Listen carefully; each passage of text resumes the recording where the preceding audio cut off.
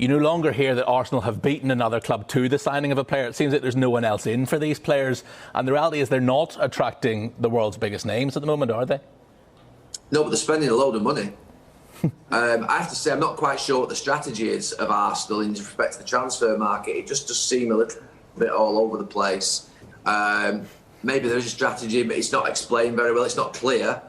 Sometimes you might see a signing out of left field that you think, well, okay, you can see where that one's come from, but there's quite a few of them, and not sure what style of play that they're sort of moving towards. But look, it'll all unfold in the next few weeks. Look, they're coming out of, Manchester United came out of a period with Sir Alex Ferguson, a sort of long-term manager who was an institution, and it's very difficult. And Arsenal are still suffering coming out of the period of Arsene Wenger that had set something up in that club that was really special.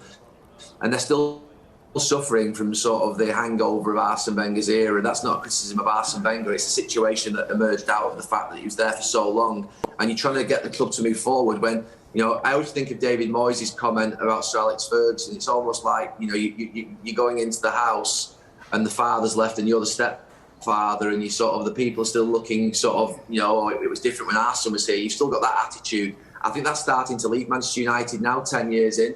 But because I think most of the people that were there under Sir Alex have left or have accepted the fact that he's never coming back. But there's probably still an element of that at Arsenal with Arsene Wenger, and it's not necessarily actually within the squad or even within the football side. It's sometimes the non-football side that holds everything back, that just that feeling of sort of not being happy in the club. And there's something not right at Arsenal at this moment in time. There's a lot of sort of what would be, I think, lack of surety at the top in terms of what's the strategy of sort of coming down. And that happened at United 5 or 6 years. They've settled down now and stabilised at United. It seems a lot better, even though they haven't started winning yet. So you've got to win yet, but you've got to stabilise first after the period that they've had with Arsene Wenger, I think.